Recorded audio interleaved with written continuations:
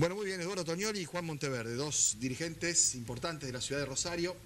Yo he padecido eso, dos jóvenes dirigentes con mucho futuro, porque cuando te dicen joven y mucho futuro es que en el presente te dan poca bola, ¿no? Tenés que esperar. Claro, como yo empecé muy joven y ya soy un hombre mayor, no me gusta esa jóvenes dirigentes como si el joven fuera un valor agregado. Es un momento de la vida y a ustedes les toca estar representando a parte del pueblo de Rosario en una banca en el Consejo Municipal. Con una perspectiva interesantísima, con un desafío que es la construcción de alternativas políticas frente a una situación que parece sólida y establecida, con intereses bien claros y bien definidos. Benedetti decía, más fácil juntar chequera que ideología, y ustedes que probablemente piensen en muchas cosas muy parecidas, ustedes y otros tantos más, que creo que son la mayoría, terminan dispersando ese esfuerzo, ¿no?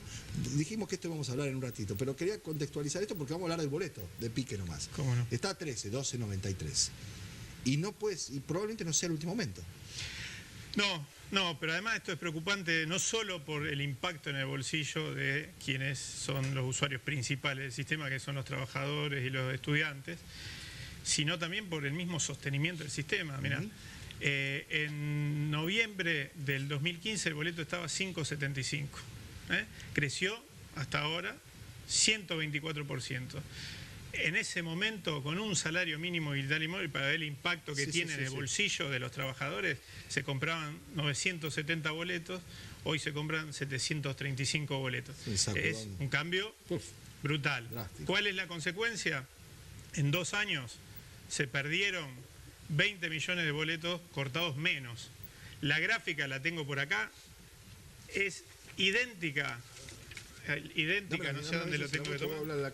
Fíjate el final de la gráfica, esta caída empieza a ser idéntica a la caída de fines de los 90, 2000, 2001, etc. Es decir, en una etapa recesiva, en una etapa de crecimiento de la desocupación.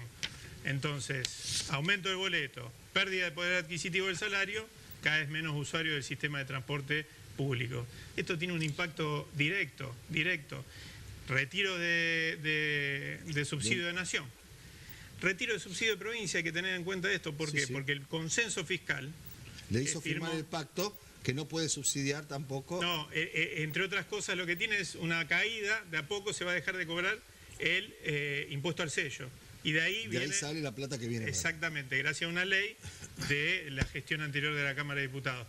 Si todo esto lo volcamos exclusivamente al bolsillo del usuario, en esta lógica que tiene el Estado Nacional y que absorbe de alguna manera, acepta el Estado Municipal al bolsillo del usuario, con esto de que los subsidios son algo espurio, etcétera, que no corresponde. Empezamos a destruir el sistema de transporte. Ahora, Juan, yo veía que incluso en la conversación paritaria con la UTA en Buenos Aires, los empresarios le dicen a las municipalidades que sea a través de las tarifas que ellos puedan regular los aumentos salariales a los trabajadores y el precio del boleto, es decir, como diciendo aumenten, ¿no? Sí, a ver, yo creo que concuerdo con todo lo que dijo Eduardo recién, y también a veces va, nuestro país va en contra muchas veces del sentido, nuestro país, nuestra ciudad, en contra del sentido común y en contra de lo que se está haciendo, en esta idea de siempre tomar de ejemplo los países desarrollados, ¿verdad? Por ejemplo, para un dato de cómo esto, sobre todo el gobierno nacional con esta idea de la quita de subsidio y que en teoría eso es una economía seria. Alemania hoy está haciendo 5 experiencias de ciudades donde el transporte es gratis. Para desalentar el uso del no lo hacen por una cuestión económica, lo hacen porque no pueden cumplir con los estándares de contaminación. No somos Alemania. Ahora, estamos haciendo todo lo contrario. O sea, el Estado se retira, quita todo el subsidio, entonces el boleto lo paga solamente la persona que lo usa, lo cual es al revés de la lógica del mundo. Entonces, esto es una política económica, como recién decía Eduardo, hay que pensarlo de un punto de vista de política urbana, de que cada vez que esa línea va para abajo, son primero gente que se queda afuera totalmente o más auto el que lo puede resolver de forma individual, lo cual genera una ciudad en caos permanente. Entonces, me parece que lo que hay que hacer, y vinculándolo también con la discusión política más general y el socialismo, etcétera, etcétera, me parece que llegó el momento de que el socialismo demuestre que no es tan parecido al PRO y a Cambiemos. Bueno, nosotros los vimos votar mucho juntos en el Consejo. ¿Por qué no empezamos a hacer a partir de las políticas de transporte, a partir de las políticas urbanísticas, cosas que de servicio, cosas alimentarias? Bueno, le decía mientras iba a la pausa que yo me tomé el trabajo con nuestro productor Juan Giosa, que le mandamos un saludo, está en un momento difícil familiar, de ver el discurso de Fein en esta apertura de sesiones y el discurso del año anterior, ¿no? Y no solo lo que decía, que era sustancialmente diferente, sino la reacción en las bancadas abajo.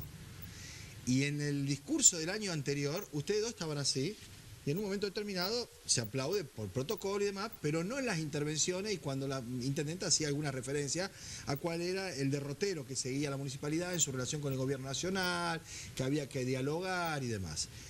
Y aplaudían los concejales del PRO. En este último discurso, se los ve a ustedes de adelante, en un momento determinado, cuando hace la referencia a que hay 4.000 millones que van a Buenos Aires, que acá no se le dan los 50 millones para lo del Bajo del Saladillo y demás, aplaudir con entusiasmo. Digamos, no tiene nada de malo, esto creo que sí. Evidentemente hay, por lo menos enunciado, un cambio de rumbo. No sé si ustedes lo ven en esos términos o se agota en ese episodio. No, a mí del discurso lo dijimos públicamente. Hay cosas con las que uno puede estar más de acuerdo. Básicamente esta lectura del impacto negativo de las políticas liberales del gobierno de Mauricio Macri en el entramado productivo, social, económico de la ciudad de Rosario.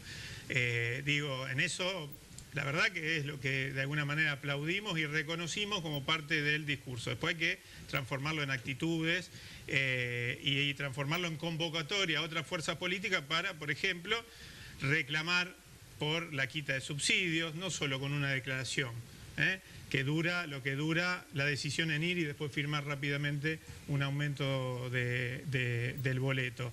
En eso uno está de acuerdo. Después me parece que algunos análisis que se hacen a nivel nacional no incluyen una mirada introspectiva, es decir, cosa que uno coincide, que a nivel nacional hay empresarios amigos del poder y ese es uno de los gran problemas que vive, ¿no es cierto?, el país.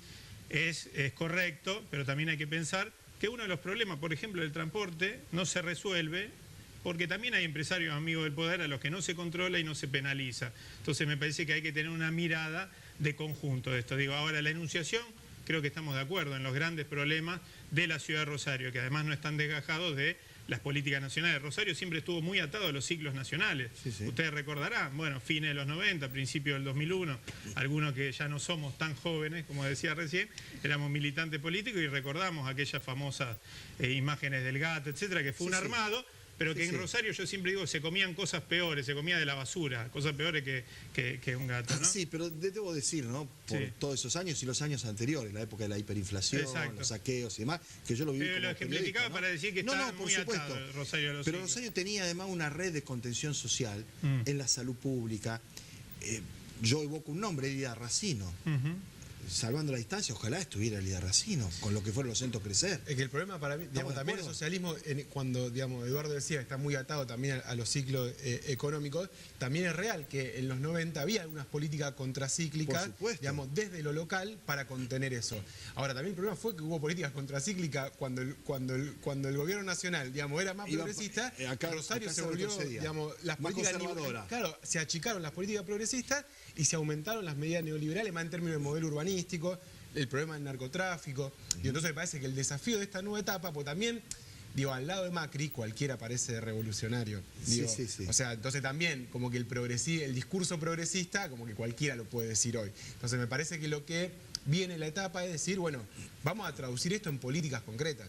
Vamos a discutir distribución de la tierra, vamos a discutir cómo hace la gente para tener una vivienda en esta ciudad y no tener que irse a vivir a Funa, Roldán. Hay una cantidad de temas que la verdad que no están abordados desde una perspectiva local. Bien. Es interesante lo que dice Juan porque creo que desde ambos sectores y otros más con los que interactuamos en el Consejo lo hacemos, esta mirada crítica la hacemos desde la propuesta también. Hace muy poquito estuvimos en la municipalidad con la Unión Obrera Metalúrgica, acercamos a los mismos empresarios del sector para pensar y priorizar el compre local, es decir, intentar generar, quizás luchar contra molino de viento, pero hay que hacer el intento y poner a todo el Estado municipal a disposición, por ejemplo, de priorizar el compre local para, en este caso, una licitación de luces LED, ¿no es cierto? Y de alguna manera poner interferencias a la lógica del mercado, que acompaña el Estado Nacional y alimenta, intentar que no se pierdan puestos de trabajo locales. ¿Sabés cuál es la paradoja? ¿No? Que en este programa, la semana pasada, había hecho la denuncia Luis Contigiani, porque se lo había hecho en la interpelación a Marcos Peña,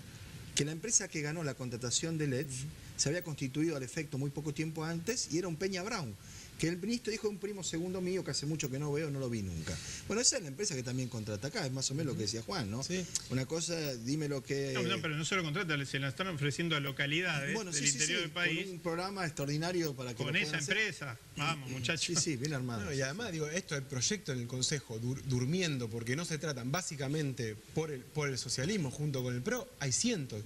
Digo, si realmente hay un cambio de voluntad, es decir, vamos a cambiar el rumbo, vamos a enfrentar estas políticas neoliberales, bueno, que convoque y hay idea concreta para tirar para arriba. Digo, pero después, cuando hay que llevarlo a la realidad... Cuando es por los puntos es otra cosa, cuando un amistoso... ¿no? Ahora, sus organizaciones políticas, cada uno pertenece a una diferente, como decía antes, hay algunos puntos coinciden, otros no. En algún momento van a tener que decidir qué les parece el tema de la reforma constitucional, porque si bien yo estoy de acuerdo con que no es una prioridad, con que no es lo que la gente está hablando por la calle, que es lo que dice Perotti, que la gente no se para acá y está preocupada porque aumenta el boleto, o porque hay una situación que no se puede sostener en distintas áreas, la inseguridad y demás, pero si fuese por eso nunca habría habido reforma constitucional en ningún lado, en ningún momento, ¿sí? Esto es lo primero que quiero dejar en claro. Lo otro es que si se va a plantear el debate, hay que dar el debate, ¿no? Me gustaría saber si vos tenés posición formada, Sí, claro. lo mismo Juan, partidariamente, personalmente. Mira, en primer lugar, aclarar que las decisiones dentro del Partido Justicialista se toman en los ámbitos orgánicos, Congreso, etcétera. No, digo porque estoy dando la posición de un sector, de una línea interna. Sí. Y digo, y esto también vale para senadores, diputados, Sí, etcétera. que opinan eso, después cada uno sí tiene la fuerza y la presencia que puede. Respetará más o menos lo que decida el partido. Nosotros siempre hemos sido de la idea de nuestro espacio dentro del justicialismo, que es el movimiento Evita, de que si vamos hacia una reforma constitucional, tiene que ser para incorporar a nuestra Carta Magna provincial derechos. Estamos de acuerdo, en eso todos dicen No, eso. no. ¿Vos sabés qué es lo que se juega Porque ahora? yo he escuchado exclusivamente planteos que tienen que ver con que si las comunas en vez de 2 son por 4 años. Si hay reelección o no reelección. Si hay autonomía o no autonomía. En algunos casos se puede definir por ley esas cosas. Primero. Y segundo, eso se define en la convención. Bueno, por supuesto, digo, pero uno soberana genera... decide. Igual también hay unos temas a tratar. Claro, Sí, puede haber núcleo de coincidencias básicas. Claro, también. no quería usar esa expresión. Pero es porque... la verdad, es lo que fue. No me gusta esa expresión, pero digo... Sí, todos los temas que aparecen son de la política hasta ahora. Por supuesto. Digamos. Exactamente. Obviamente uno no nació ayer y sabe que si hay, digamos, se mueve todo un andamiaje para reformar algún interés político concreto, que puede ser la reelección. Y puede ser que cualquier interés, además, es válido. Para nosotros, que se reforme la Constitución, todo bien. Ahora, vamos a discutir cosas de verdad, digamos, porque si va a ser todos los apurones para sacar simplemente esa cuestión, la verdad que después la gente lo va a mirar, sobre todo porque la gente, digo, esto va a pasar y la gente va a decir, bueno, al final era para eso. Era para esto. Digo, entonces ahí me parece que también los que estén dispuestos a quemar las cartas por eso, me parece que, bueno, está esa oportunidad, eso mueve la decisión política, pero discutamos temas centrales. Bien, de acuerdo. Estoy de acuerdo y me parece que los temas centrales tienen que ver con derechos sociales, derechos laborales, incorporar realidades que no existían en la década de los 60 cuando se aprobó esta Carta Magna. Si es exclusivamente temas políticos, institucionales, o lo que se suele decir a veces, lo que le interesa a los políticos, a veces lo dicen algunos que también son dirigentes políticos, ¿no? Como una chicana, pero nada más que las cuestiones políticas e institucionales, me parece que mover todo ese andamiaje para eso solo, muy poco. Les agradezco a los dos que hayan venido.